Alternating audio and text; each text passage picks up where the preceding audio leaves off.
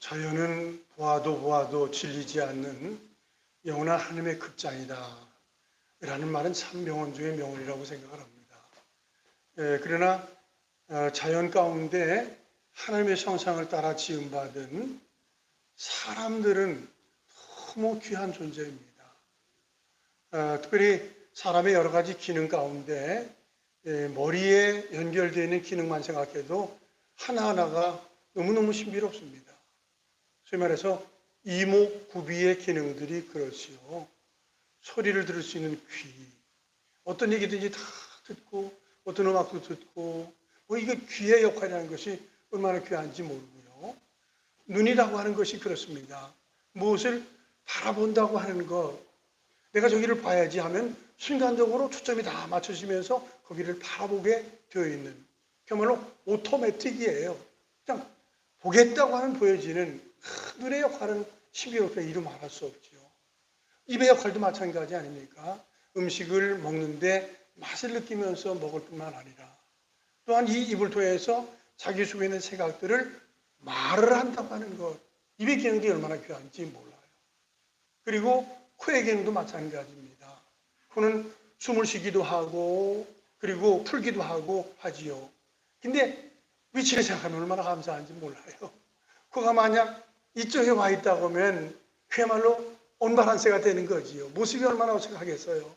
근데 코를 하나님께서 중앙에 딱 만들어줬다는 것은 얼마나 감사한지 알 수 없고, 그래서 말씀드린 대로 자연을 보고 하나님의 역사를 보는 것보다도 사람들을 보면서, 아니 자기 자신을 볼 때마다 잘나고 못한 것을 떠나서 하나님 이런 형상을 어떻게 주었을까 하면서 그걸 보고 은혜를 받을 수 있다면 그 신앙의 길이 아닌가 하는 생각을 합니다. 그리고 또한 모습적인 것도 한개서 다 그렇습니다만 사람들이 갖고 있는 기능 가운데 생각하는 기능, 마음을 갖는 기능이라는 건 참 고마운 것입니다. 파스칼이라는 사람이 그런 얘기를 했죠. 팡세라고 하는 책, 그 일종의 묵상집과 같은 책이에요. 참 좋은 책인데 그 안에서 그런 얘기를 했습니다. 인간은 생각하는 갈대다, 그런 얘기를 했어요. 데카르트라고 하는 사람도, 제가 철학을 많이 하는 사람은 아니지만 그 사람도 명제를 했어요. 나는 생각한다, 거론하는 존재한다, 그런 얘기를 했어요. 이 생각이라는 건 굉장히 소중한 것이고요. 이 생각의 기능은 그렇습니다. 생각하는 것은 머리로서 뇌의 기능 속에서 생각이 일어나는 겁니다. 그리고 또한 이 마음을 갖는다는 것은 가슴을 통해서 갖게 되는 거예요. 이걸 딱 구분할 수 없지만은 사람이 생각하고 마음을 푸는다고 하는 건 그건 참 귀한 일입니다.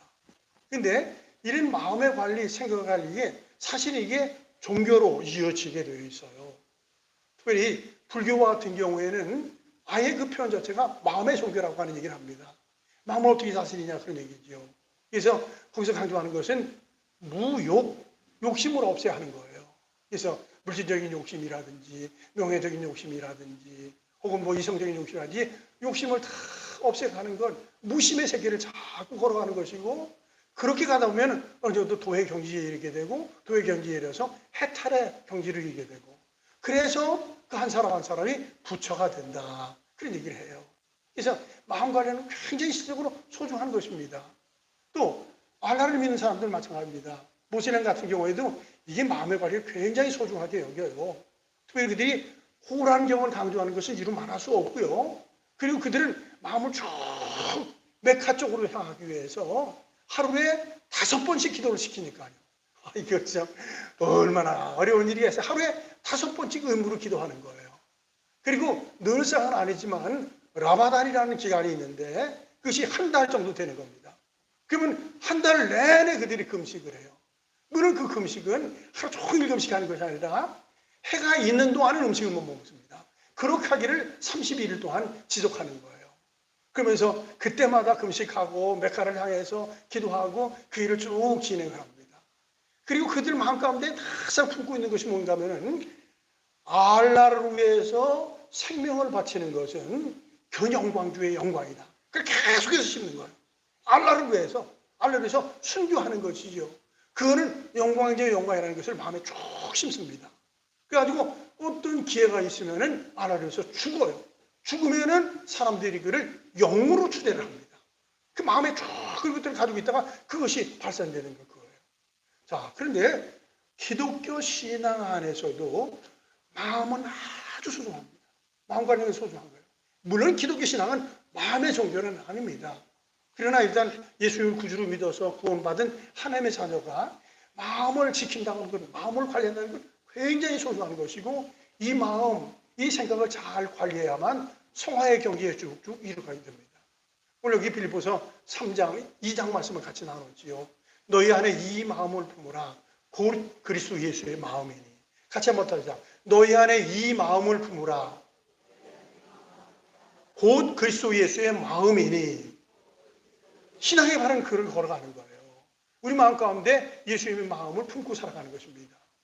오늘 예수님의 마음을 품는 것과 더불어서 한자를 연결을 해봤습니다. 좀 어색한 면이 있는데 네 가지를 생각을 했어요. 예수님의 마음을 품고 살아가는 사람, 오늘 여러분들 가지고 계신 주일 예배 설교 예수님의 마음을 품읍시다. 거기 한번 같이 보지요. 제일 첫 번째는 깨끗할 정. 가운데 따라서 하지요. 깨끗할 정. 자, 이게 이제 정수기 할 때 쓰는 이 단어예요.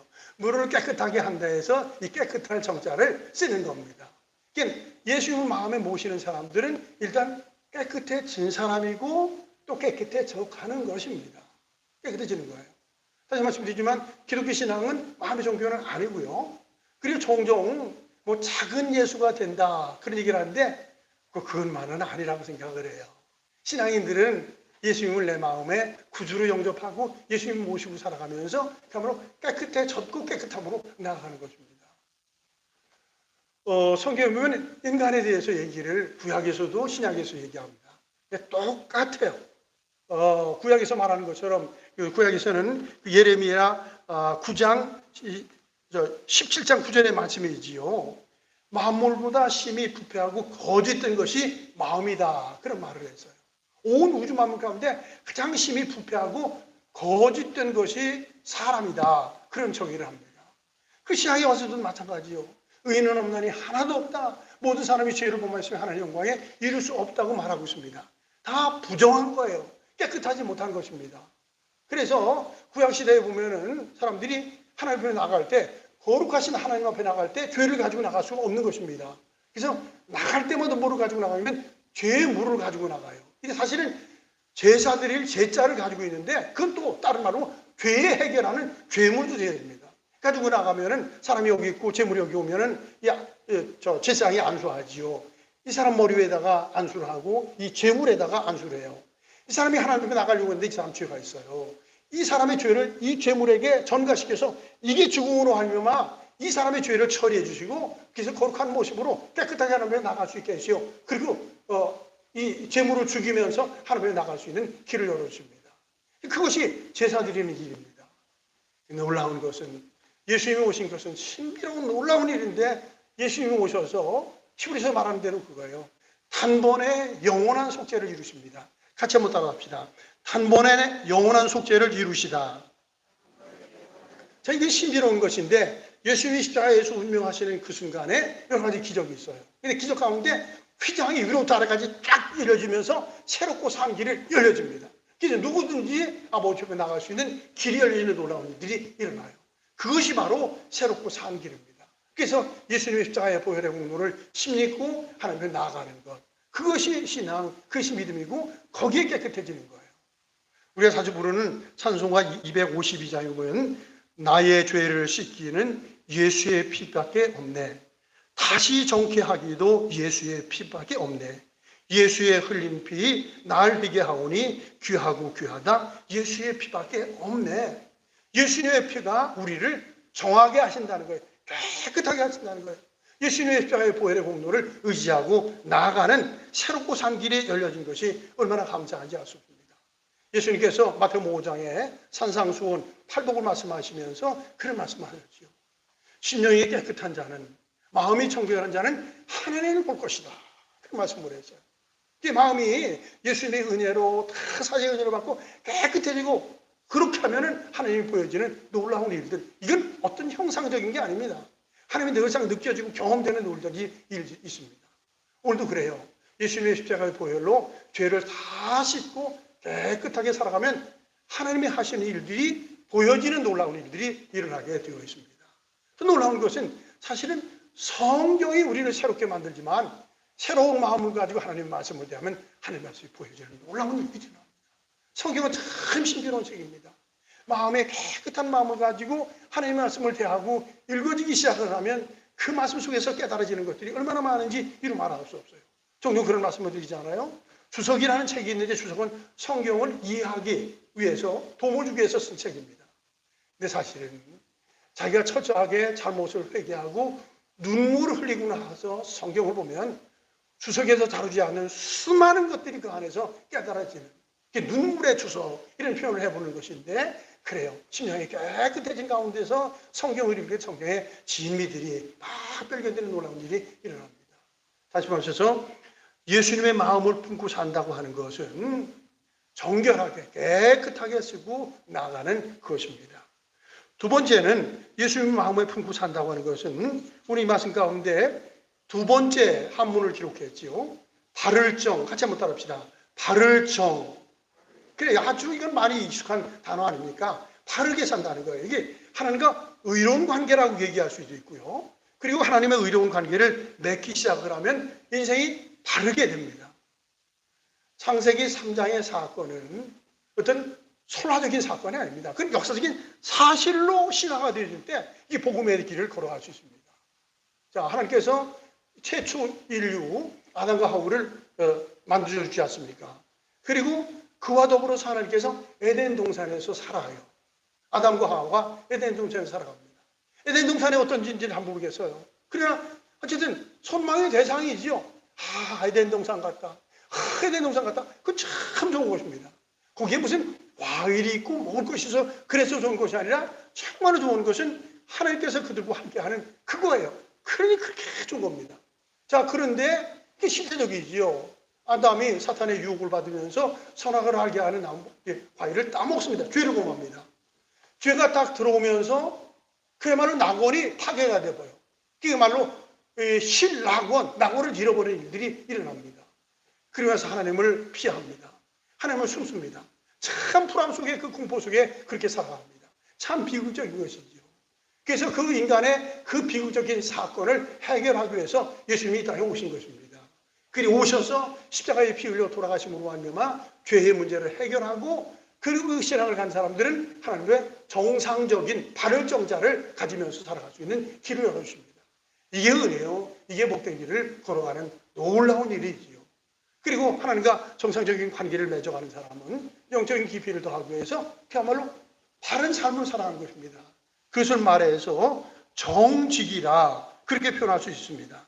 끊임없이 올바르게 새롭게 살아가는 거예요. 자, 그런데 사람은 거짓된 것들이 계속 남아있기 때문에 죄악적인 게 계속해서 이어져 나가는 것 부인할 수 없습니다. 그때마다 하나님 앞에 회개하는 것이고 그리고 용서받고 나가는 것. 참 어색한 삶이 있습니다. 그러나 어찌할 수 없이 인간은 그 일을 걸어가서 그렇습니다. 우리가 살지 않습니까? 사람에게 두 가지의 죄가 있지 않습니까? 태어나면서 가지고 있는 원죄라는 것이 있는데 원죄는 십자가의 대속의 사건으로 용서함 받아도 생활 속에서 일어나는 자범죄가 끊임없이 있어요. 근데 그때마다 또 오고 뉘우치고 돌이키면서 올바르게 살아갈 때 용서받고 올바르게 살아갈 때 하나님과 정상인 관계가 계속해서 회복되는 일들이 일어납니다. 다시 말해서 예수님을 마음에 모시고 살아갈 때 깨끗한 정자가 이루어지고 예수님을 마음에 모시고 살아갈 때 올바른 정자가 이루어지면서 하나님과 정상적인 관계 그리고 정직한 삶을 살 수 있습니다. 세 번째 정자를 이룩했는데 안정정입니다. 한번 따라합시다. 안정정. 자, 이것은 다시 말씀해서 하나님의 은혜를 크게 임하면 지금 말씀드린 그런 것들이 이루어지는 거예요. 그러면 어떤 마음이 일어나는 건 마음에 안정스럽습니다. 참 놀라운 거예요. 이건 어떻게 훈련을 통해서 되는 것이 아니라 내가 그래야지 노력해서 되는 것이 아니라 이건 하나님의 은혜 가운데 그런 것들이 가능해져요. 잠언 28장 1절에 보면 악인은 쫓아오는 자가 없어도 도망하지만 악한 사람은 죄 문제를 해결하지 못한 사람이지요. 그 사람은 쫓아오는 사람이 없어도 도망을 간다는 거예요. 우리 속담에는 도둑이 제발저리다. 그게 똑같은 것입니다. 악한 사람은 도망오는 사람이 쫓아오는 사람들도 도망을 갑니다. 자, 그런데 믿음의 사람이죠. 의인은 무엇과 같이 담대하다고요? 사자와 같이 담대하다. 같이 한번 따라합시다. 의인은 사자와 같이 담대하다. 그래요. 믿음으로 사는 사람, 이 모든 문제를 해결하고 깨끗하게 정상적인 관계를 쭉 맺으며 살아가는 사람들은 마음의 안정감을 살아가는 거예요. 자, 오늘 우리가 살고 있는 이 시대는 뭐 연세 드신 분들 진짜 생각할 수 없는 시대를 살고 있지 않습니까? 1930년생도 있고 40년생도 있고 저 같은 경우 50년생 전쟁이 끝나고 나서 얼마 후에 태어났어요. 자, 그때 그 어려움이라는 것은 이루 말할 수 없었어요. 국민학교를 가면은 먹을 것이 없는데 먹을 것이 없는 게 미국에서 오지요. 어떤 경우에는 뭐 초콜릿이 오기도 하고 어떤 게 밀가루가 오기도 하고 어떤 데 빵이 오기도 하고 근데 그것이 잉여농산물이라는 말을 들었어요. 미국은 부자이기 때문에 거기에 남는 것들을 막 바다에 빠치고 그런다는 거예요. 그래서 그거를 먹곤 했어요. 어쨌든 얼마나 고마운지를 말할 수 없어요. 자, 그런데 놀라운 것은 우리나라에 지금 잉여농산물이 있습니다. 아, 참 고마운 일이죠. 자동차를 타고 저기다가 가다 보면 창고들이 크게 있는데 그 창고에 글자가 써 있어요. 국가의 양식 저장 창고. 국가 양식 저장 창고. 그랬어요. 큰 건물이 있고 우리나라에서 이제 수매를 해가지고 거기다 저장을 하는 거예요. 근데 보니까 저장한 곡식을 썩지 않게 하기 위해서 여러 가지 약을 쓰고 관리를 해야 되는데 뭐 바람 불어놓고 뭐 이렇게 하는데 그것도 비용이 많이 들어간다. 자, 우리가 그런 시대에 지금 살고 있는 거예요. 어떻게 잉여농산물이 막 남아도는 시대에서 살아가겠습니까? 그래서 적게 먹으려고 애를 쓰고 살을 빼려고 애를 써요. 이렇게 좋은 시대를 살아가는 건 분명합니다. 그러나 이렇게 좋은 시대를 살아가면서 사람들의 마음은 피폐할 적에 피폐해지고 수많은 사람들이 불안하고 우울증에 시달리고 공허해서 이걸 어떻게 해결할 길이 없는 그런 시대에서 살아가고 심지어는 그것이 심해져가지고 자살까지 이르는 그런 것들을 보지 않습니까? 그래요. 믿음이 없는 가운데 하나님과 정상적인 관계를 갖지 않은 것은 아무리 좋은 것을 누려도 안정감을 찾을 수 없습니다. 그러나 신앙 안에 믿음 안에 있으면은 마음의 평안과 안정을 가지며 살아갈 수 있습니다. 시편 16편 1 보면은 내가 여호와를 항상 내 앞에 모시며 그가 내 오른쪽에 계심으로 내가 흔들리지 아니하리로다. 이게는 주님 모시고 살아가는 삶에는 요동함이 없다는 얘기예요. 안정감을 가지고 살아간다는 얘기입니다. 시편 84편은 주께 힘을 얻고 그 마음에 시온의 대로가 있는 자는 복이 있다고 말씀하십니다. 그래요. 정상적인 관계를 맺으면서 주님이 주시는 힘을 가지고 살아가는 사람들은 시온의 대로를 열고 살아가는 것처럼 아주 힘있게 능력있게 안정감을 가지고 살게 되었습니다. 그래서 사람은 이 땅을 살면서 어떤 부분에든지 힘이 있는 사람, 이걸 잘하는 사람이라고 얘기할 수 있습니다. 그런 사람들은 놀랍게 안정이 있어요. 지금은 이제 운동들 건강 때문에 많이 다들 하지 않습니까? 과거에 1960년대, 70년대는 운동은 선수들만 하는 걸 줄 알았어요. 특별히 이제 과거에는 그 복싱들 많이 하지 않았어요. 레슬링도 하고 복싱도 했는데 그때 복싱 선수들을 지금 잊어버릴 수 없어요. 홍수환 선수라든지 박종팔 뭐 선수들 같은 사람들 보면 그 사람들 참 운동 참 잘했던 사람들이에요. 근데 그 사람들 운동 참 잘하는 사람이고 뭐 홍수환 같은 사람은 그런 얘기 했잖아요. 세계 챔피언 따고 나서 엄마나 챔피언 먹어서 명언이 되었던 얘기인데 근데 운동 잘하는 사람들 보면은 링 위에 딱 서잖아요. 근데 링 위에 서면 어떤 선수든지 무슨 경기든지 다 긴장하면 되는 거예요. 다 상대가 다 자기가 비슷한 실력이거든요. 근데 링 위에 딱 서게 되면 운동하면은 벌써 그동안 운동 잘하고 철저하게 관리한 사람은 움직이는 것이 달라요. 여기 이렇게 쭉 링을 돌아가면서 이렇게 저 스파링을 하잖아요. 또 오면서 탐색전을 하잖아요. 근데 참 안정감이 있습니다. 참 편하게 그렇게 움직여갑니다. 이 자기 힘이 있을 때 그게 가능한 거예요. 저는 잊어버릴 수 없는 것이 그 세계적인 축구 선수 펠레가 1972년도에 왔더라고요. 왔는데 그때 제가 중학교 다닐 때인데 뭐 그때 펠레가 왔을 때 난리가 났었어요.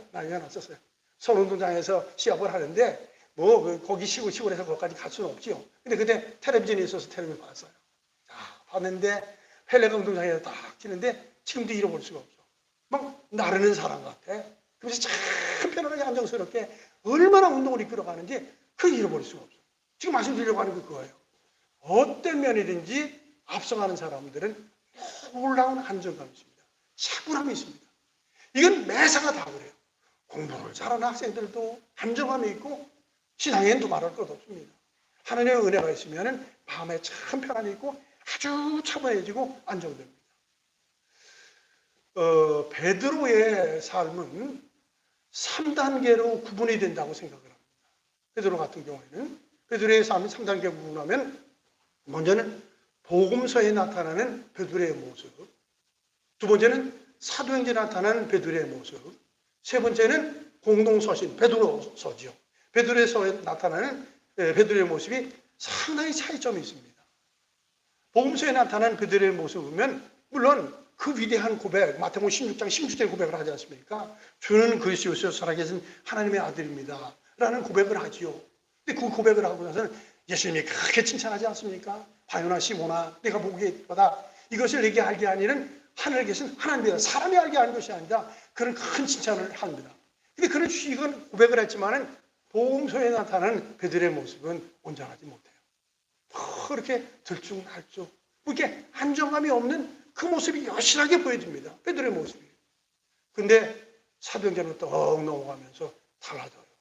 특별히 그가 한 말은 하지만 오직 성령이 너희에게 주시면 너희가 권능을 받고 예루살렘과 온 유대와 사마리아 땅끝까지는 나의 증인이 되리라. 그것이 그 삶을 통해서 나타나요. 심지어는 사도행전 3장에 보면은 나면서부터 걸어보지 못한 사람이 있지 않았습니까? 그 사람을 더 보고 나서 그런 기적을 어떻게 일으켜요? 내게는 운도 없고 꿈도 없다. 그러나 내게 있는 것을 내게 주노니 나사렛 예수 그리스도의 이름으로 명하노니 일어나 걸어라. 벌떡 일어납니다. 일어나고 안 일어나는 게 소중한 것이 아니라 그의 그 자세, 그 행하는 행동의 자세는 진짜 성령의 놀라운 일이지요. 자, 근데 어찌다지 말씀해서 베드로의 모습은 복음서에 나타난 모습과 사도행전 모습이 달라요. 그런데 공동서신에 나타나는 베드로의 모습, 베드로 전후서에 나타나는 베드로의 모습이 어떻게 그럴까? 그래서 사실은 신학자들이 베드로 전후서를 베드로가 쓴 거냐, 베드로의 이름을 가지고 대신 쓴 거냐, 그런 거 가지고 시비하는 사람들이 있어요.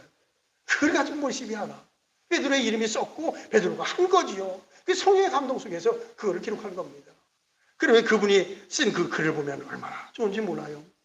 예수 그리스도의 십자가와 부활로 말미암아 거듭나게 하고 사한 소망을 우리가 갖고 살아간다. 한번 따라습니다. 예수님 안에 있는 사람은 사한 소망을 가지며 삽니다. 이 베드로 얘기예요. 예수 그리스도의 십자가와 부활로 말미암아 우리를 거듭나게 했고 거듭난 사람들은 살아있는 소망을 가지며 이 땅을 살게 된다. 그 고백을 합니다. 그리고 그는 그런 고백을 해요. 믿음의 결국은 영혼 구원 받음이라. 그것도 한번 쌉시다. 믿음의 결국은 영혼 구원 받음이라. 야, 그래요. 신앙이 어떻게 가든 간에 신앙의 끝은 그 영혼이 구원받는다는 얘기예요. 얼마나 귀한 얘기입니까? 그러면서 그가 베드로서에서 또 그러지요. 은혜에 곧게 서라. 그것도 한번 따라합시다. 은혜에 곧게 서라. 이런 멋쟁이가 어디 있어요? 다시 말씀드리면 복음서에 나타난 모습과 사도행전에 나타난 모습과 전혀 베드로 전후서에 나타나는 모습이 달라져요. 그러면서 거듭나가지고 자기가 소한 소망 가운데 거할 뿐만 아니라 믿음만 지키면 영혼이 구원받는 것이고, 그래서 소중한 것은 은혜 안에 굳게 설 것이다. 은혜가 굳게 서다. 이게 참 그냥 되는 것이 아니라 예수님 마음에 품고 살아갈 때 이런 은혜와 축복이 있는 것입니다. 뭐 우리의 삶이 꼭 베드로적인 삶을 살아갈 수는 없습니다. 그러나 분명한 것은 예수님을 구주로 믿고 그 믿음 안에 살아가면 분명합니다. 마음에 큰 평안과 안정을 갖고 살아가요. 따라서 자기의 신앙을 자기가 돌본다는 건 굉장히 소중한 거예요. 내 마음에 안정이 없으면 신앙 문제에 있다. 이거 어디서 문제가 생기나? 어디에 터졌나? 터진 것을 보고서는 터진 것을 막으면서 다시 신앙의 길을 걸어가면 문제들이 해결되고 그때부터 차분함과 안정된 마음을 갖게 됩니다. 다시 말씀드려서 예수님을 마음에 모시고 살아가는 사람은 깨끗한 삶을 살아갈 수 있고, 예수님을 마음에 모시고 살아가는 사람은 하나님과 정상적인 관계, 또 삶을 정직하게 살아갈 수 있을 뿐만 아니라 예수님을 마음에 모시고 살아가는 사람은 안정된 삶을 살아갈 수 있다는 것입니다. 그리고 네 번째 볼 수 있는 것은 예수님을 마음에 모시고 품고 살아가면 정나라 정자를 써보았습니다. 나라정 이런 얘기인데요. 이건 다시 말씀드린다면 이건 외자를 쓴다고 하면 하늘 천차를 쓸 수 있지 않나 하는 생각을 해요. 그러나 여기 이 말씀에 상당히 개인적인 얘기가 들어가서 미안한데요. 제가 1978년도에 예수님을 영접을 했어요. 그러나서 야, 성경이 보여지는데 이 세상에 이렇게 성경이 어떻게 보여질까? 놀라운 일들이 일어났습니다. 근데 성경에 나타난 인물 가운데 바울이 대단한 사람 아니에요. 근데 그 사람이 사울이었는데 이름을 바울로 바꿨더라고요. 내 마음 가운데 나 개명하고 싶은 마음이 막 생기는 거예요. 근데 뭘 또 이름을 바꾸나.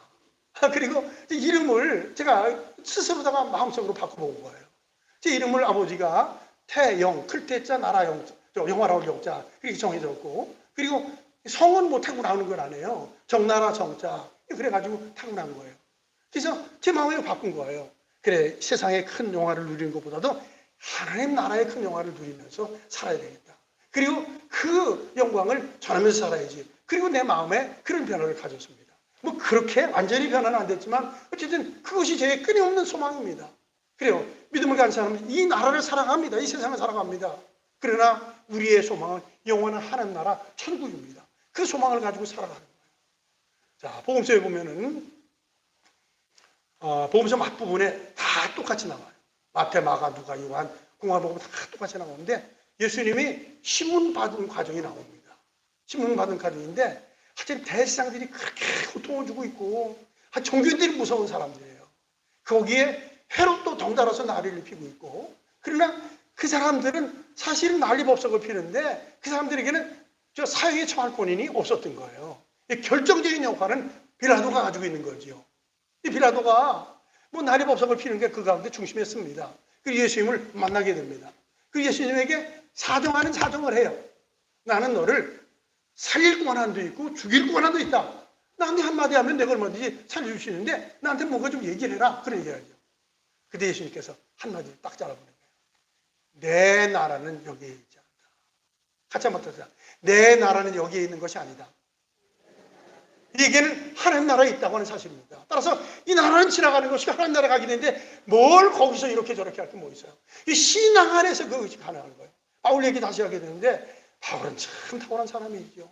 특별히 고린도후서 12장이면 그가 삼층천의 신비로운 것을 보아요. 그러면서 그가 얘기하죠. 야, 사람에게 가히 이룰 수 없는 것들을 보았다. 어떻게 그 아름다운 것을 이게 표현할 길이 없었다는 얘기예요. 너무너무 아름다운 것을 본 거예요. 참, 그러면서 그런 것들을 경험하고 이제 빌립보서 지금 2장을 나누고 있는데 1장에 그런 일이 있었어요. 자기는 지금 생사의 기로에 깔려 있습니다. 어떻게 하면 죽을 수도 있고 살 수도 있다는 얘기예요. 근데 차라리 훌쩍 죽어가지고 하나님 나라에 가고 싶다. 이게 사는 것이 지긋지긋해서가 아니라 하나님나라가 너무 영광스럽기 때문에 하나님 가고 싶으면 활짝활짝 막 생기는 거예요. 그게 지금 빌립보서 1장에 그 말씀이 있는 겁니다. 이게 뭐지? 그래요. 믿음 가는 사람들이 살기 죽어서가 아니라 살기 싫어서가 아니라 하나님 나라에 가고 싶은 마음 막 굴뚝같이 생기잖아요.